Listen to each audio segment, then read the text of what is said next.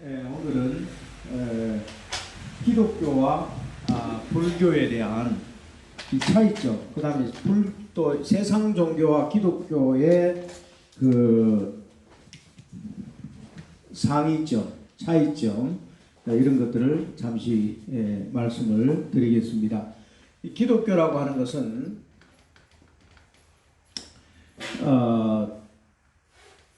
예수 그리스도를 믿는 그런 믿고 가르치는 교를 기독교라고 합니다. 예수 그리스도를 믿고 가르치는 종교가 기독교인데, 기독교의 특징은 뭐냐면, 기독교의 특징은 신적 차원에서의 구원입니다. 그러니까 타력에 의한 구원이죠. 타력. 그러니까 스스로 우리가 구원을 받을 수 없기 때문에 그 하나님이 우리를 멸망할 수밖에 없고, 이제 타락한 우리를 타락에 의해서 이렇게 하나님적 차원에서 건져주는 거예요. 이게 이제 기독교의 핵심입니다. 하나님에 의한 구원. 따라해보세요. 하나님에 의한 구원.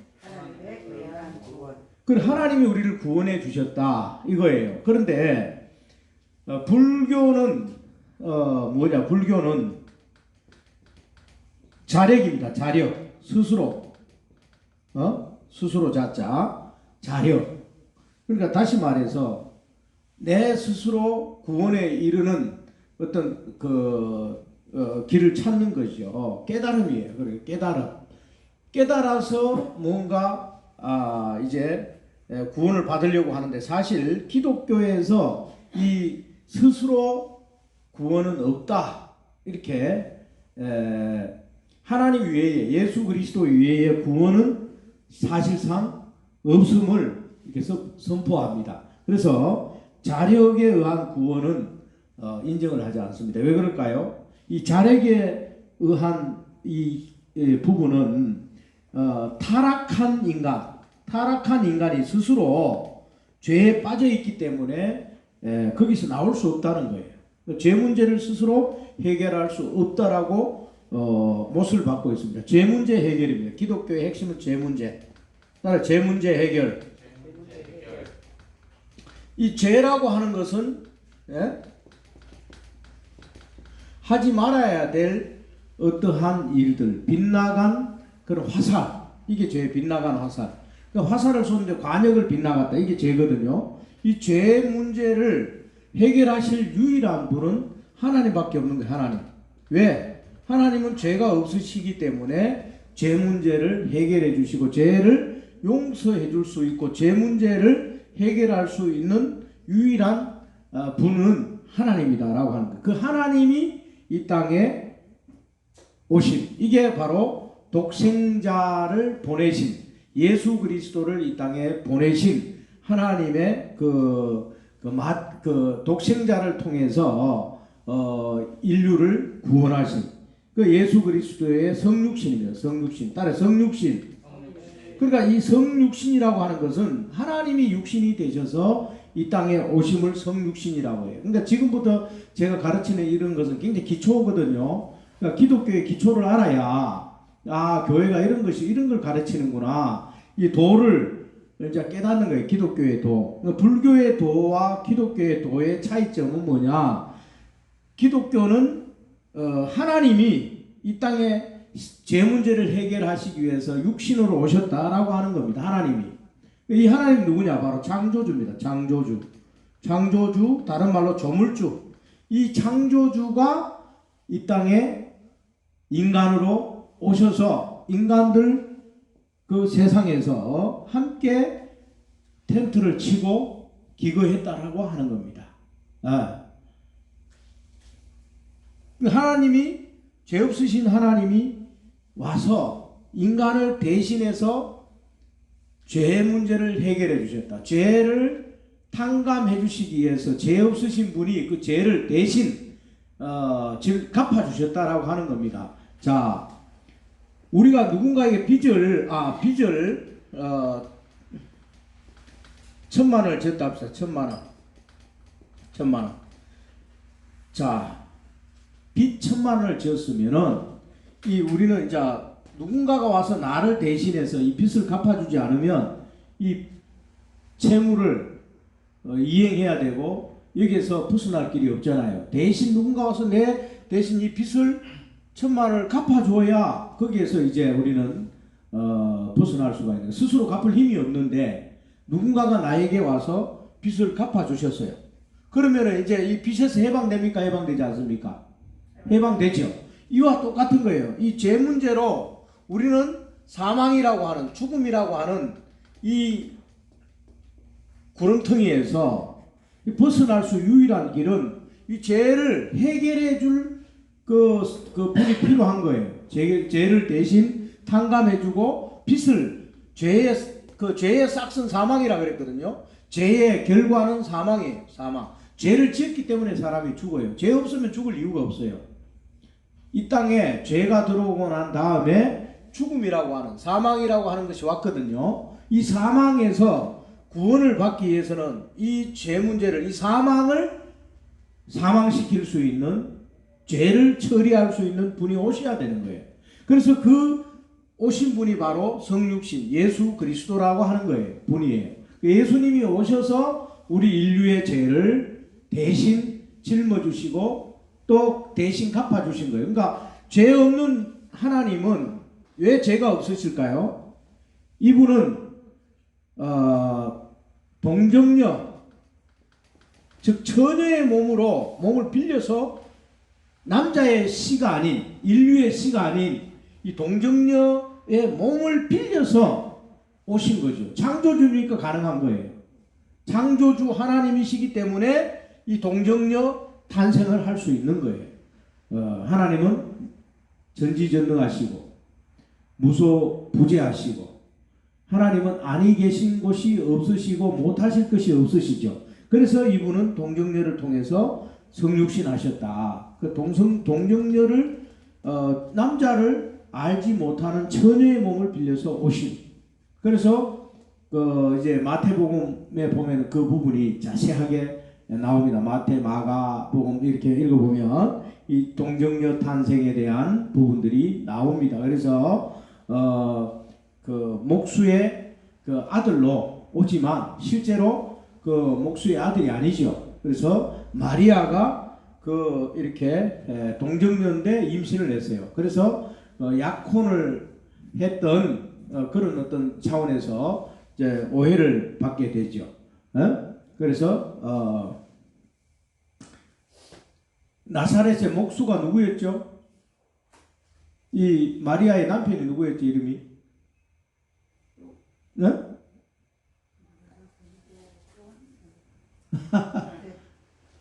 나사렛 동네에 누구예요? 응? 요셉. 그렇지. 요셉이 이 목수였어요. 목수의 요셉이 마리아와 이 동정녀 마리아와 결혼을 약속을 해놓고 있는 사이예요. 그런데 임신을 한 거예요. 근데 요셉의 입장에서 오해가 돼요, 안 돼요? 자기하고 어떻게 합하면 자주도 안 했는데 어떻게 임신이 된 거야. 그래서 이 요셉에게 천사를 보내서 하나님께서 안심을 시키고 또 앞으로 이 마리아를 통해서 이 구주가 예수가 탄생할 것이다 라고 하는 것을 알립니다. 그렇게 해서 이제 결국은 그 예수 그리스도가 이 땅에 그 마리아를 통해서 오셔서 그 정상적인 가정 속에서 이제 성장을 하고 33년 반 동안 인생을 사셨어요. 인생을 사시고 또 이분이 장렬하게 십자가에서 죽으셨죠. 십자가는요, 왜 기독교의 심볼이 되느냐? 이 십자가는 사실상 굉장히 저주의 상징입니다. 저주와 고통과 죽음의 상징이 바로 십자가예요. 예. 왜? 인류에 있어서 가장 처참하게 죽을 수밖에 없는, 그리고 가장 아픔을 고통을 길게 느끼면서 죽음을 경험하는 이것이 십자가보다 더 강한 죽음의 맛, 고통의 맛을 주는 것이 없다라고 하는 거예요. 근데 인류 역사상 사람이 만들어 놓은 형틀이 십자가가 제일 고통스럽다는 거예요. 오랫동안 고통을 느끼면서 피를 흘리고 피가 물을 다 흘린 다음에 그 다음에 죽음을 총으로 한 방 빵 쏴면 그 순간에 팍 죽어버리니까 고통을 느끼는 그 순간이 굉장히 짧겠죠. 그러나 십자가에 매달아 놓고 죽이면 엄청난 고통과 아픔을 겪으면서 죽음이라고 하는 것이 찾아오는데 그것이 그 찢어지는 그 감당할 수 없는 고통이 임한다는 목. 그래서 이 사형수들 보면은 주로 목을 매달아서 딱 목 매달아 가지고 철커덕 하면 이 밑에 뭡니까 지탱하고 있던 의자가 밑으로 딱 내려가 버리는 순간에 탁 걸려 가지고 쳐그다 가는 순간에 목만 데려가 있으니까 어떻게 돼요? 이게 숨이 끊어지는 거죠. 그러니까 그렇게 오랜 시간 이 목을 이 숨을 그 숨 끊어지는 그때만 고통을 느껴요. 그러나 이 십자가는 그렇지 않다는 거죠. 잔인한 사형틀입니다. 십자가가. 그래서 이 십자가에 주로 죽였던 사람들 중에 강도, 살인자, 이 흉악범을 여기에 매달아서 죽이는 사형틀입니다. 여기에 누가 달렸어요? 하나님의 아들 예수가 달렸다는 거예요. 우편 강도와 좌편 그런 강도를 이제 살인자와 강도를 옆에 두고 자기가 중간에서 함께 사형을 당했어요. 아주 비참하게 얼마나 이 자기가 만들어 피조물에 의해서 살해를 당합니다. 그런데 이 고통과 아픔을 겪으면서 얼마나 힘들었는 것, 아버지여, 나를 버리시나이까? 나를 버리시나이까? 마지막 처절한 절규를 외치면서 십자가에서 피를 흘리고 이제 죽으십니다. 그래서 이 예수의 십자가, 이 십자가의 죽으심은 우리 기독교의 가장 핵심적인 어떤 하나의 십자가는 그래서 심볼이 되는 거죠. 십자가 없는 기독교는 있을 수가 없는 거죠. 그래서 십자가 하는 이유가 여기에 예수님이 여기에 매달아서 죄 없는 하나님의 아들이 죽으셨다. 여기에 핵심이 있는 겁니다. 내가 여기 달려야 되는데, 내가 십자가에 달려야 되는데 대신 달려서 죽어주신 거예요. 따라해 보세요. 대신 죽으심. 그러니까 대신 원리예요. 대신. 내가 죽어야 되는데 누군가가 내 빚을, 내가 갚아야 될 그 빚을 대신 갚아준 거예요. 제 빚을, 제 싹을 예수님이 십자가에서 대신 갚아주셨다라고 하는 게 기독교의 이 핵심이에요. 그러니까 십자가를 노래하는 거예요. 죽음의 상징입니다. 고통의 상징입니다. 희생의 상징입니다. 십자가는 기독교의 그래서 상징이 되는 거예요. 그래서 예수님이 십자가에 죽었는데 사흘 만에 다시 부활하십니다. 부활. 예, 기독교는 그래서 십자가의 종교인과 동시에 부활의 종교라고 하는 겁니다. 부활. 예, 할렐루야. 이 부활은 죽은 사람이 다시 살아났다라고 하는 거예요. 인류 역사상 물론 죽었다가 간 속에 들어가서 이렇게 다시 살아난 경우가 있었을 겁니다. 나는 보지는 못했지만 그 살아난 사람이 있긴 했는데 물과 피를 다 쏟아버린 몸속에 피를 다 빼버린 상태의 그런 사람이 살아난 경우는 없어요. 예수님 말고는. 예. 그냥 잠시 숨이 멎었다가 다시 숨이 돌아온 경우는 있어요. 그러나 물과 피를 다 몸속에서 뽑아냈는데 살아났다라고 하는 그런 사건은 없다는 거죠. 예수님이 바로 부활의 그런 주인공입니다. 기독교는 십자가와 부활이 그래서 핵심입니다. 만약 이 부활이 없었다면 어떻게 될까요? 기독교는 힘을 잃고 오늘날 이 존재하지 않습니다. 기독교는 부활이라고 하는 이 예수 그리스도의 다시 사심이 있었기 때문에 2000년 동안 힘을 잃지 않고 지금까지 활성화되었고, 교회가 거기에 부활이라고 하는 이 하나의 이 놀라운 이 사실을 붙들고 오늘날 이렇게 2000년 동안 교회가 흥황한 거예요.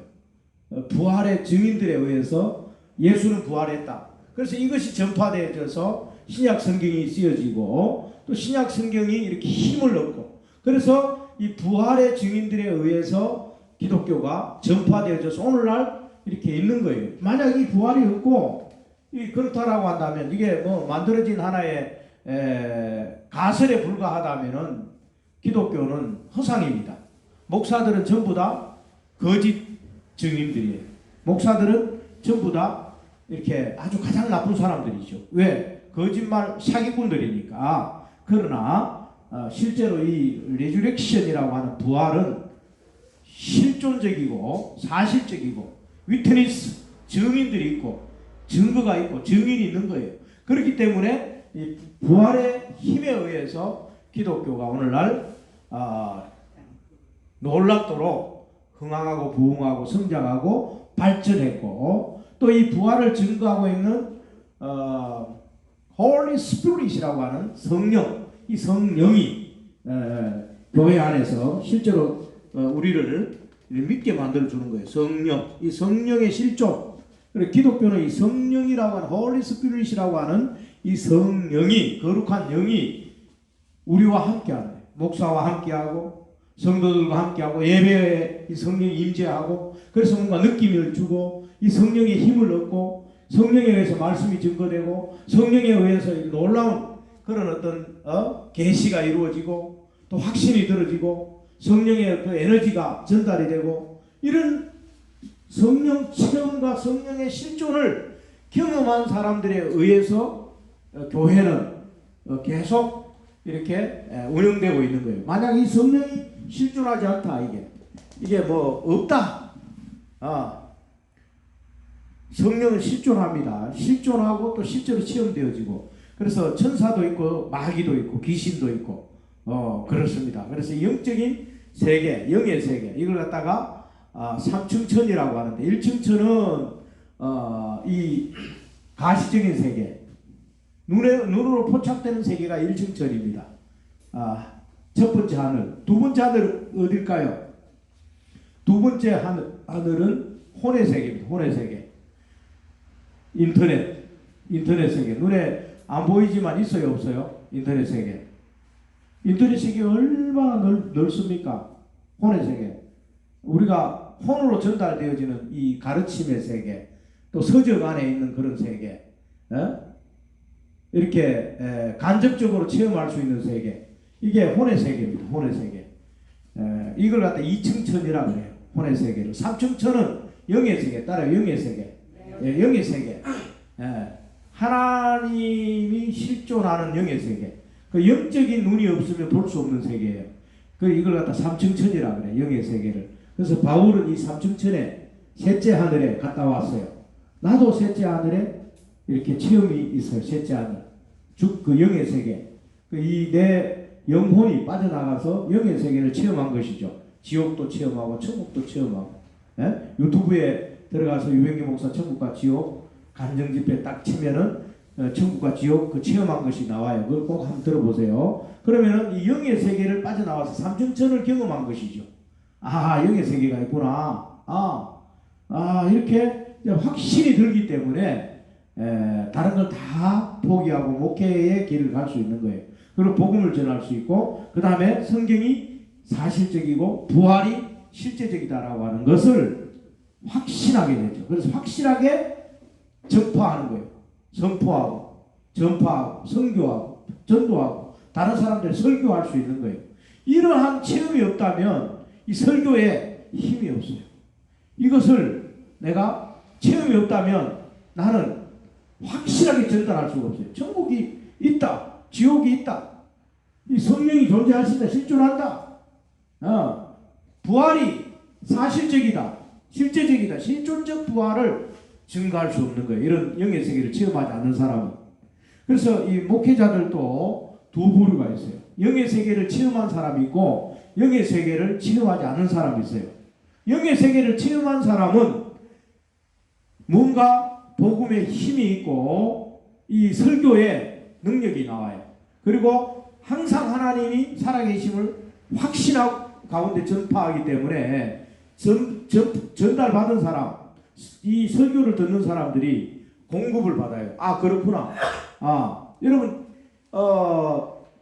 샴푸를 예를 들어서 내가 선전을 한다라고 했을 때, 내가 모델 그 광고를 찍는다라고 했을 때, 그 샴푸를 먼저 체험을 한 후에 그 뭡니까? 그 선전을 하겠습니까? 체험도 안 한 상태에서 선전을 하겠습니까?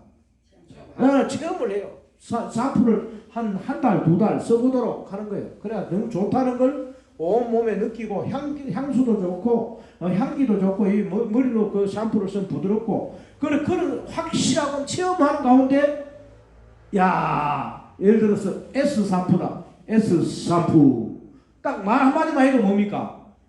예, 다른 사람들이 알아듣는 거예요. 내 체험 가운데서 나오기 때문에. 그래서 얼마 전에 그 미스트롯 보니까 그 김다연입니까?